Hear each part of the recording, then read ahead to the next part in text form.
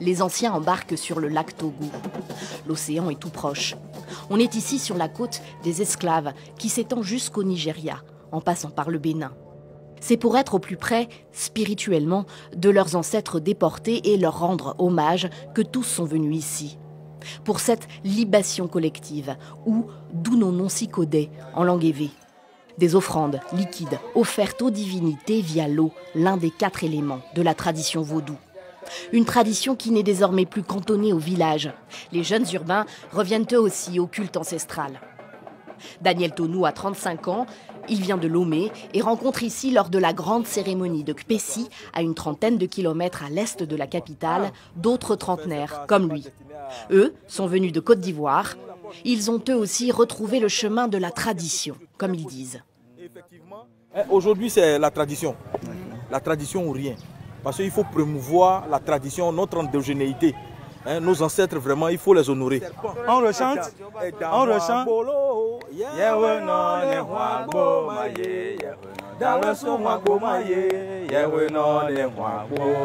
La tradition, c'est la nature. C'est le vent que nous respirons, l'eau que nous voyons, la terre que sur nous sommes en train de marcher. Et l'air, tout ça, c'est la tradition. D'où je viens, qui je suis. Je viens de quelle famille? Je viens de quel grand-père? Donc, la tradition nous a beaucoup aidé à revenir sur le pas de nos aïeux. Et maintenant, on est fiers. Des jeunes urbains qui retrouvent la spiritualité vaudou de leurs origines. Le phénomène prend de l'ampleur au Togo depuis une quinzaine d'années. Il va de pair avec la montée du mouvement panafricaniste qui peut être critique du christianisme, perçu comme un reliquat colonial. Nous assistons à une forme de renaissance, d'une recherche identitaire des jeunes qui veulent se retrouver. La manifestation d'aujourd'hui qui se fait ici, c'est une manifestation liée à la traite des négrières, à l'abolition et à cette volonté de renouer avec les ancêtres.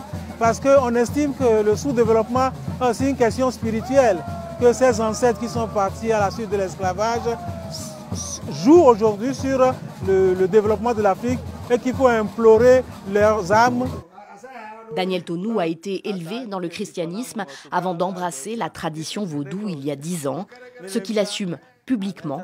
Ses amis, ses collègues, tout le monde est au courant, mais ce n'est pas toujours facile.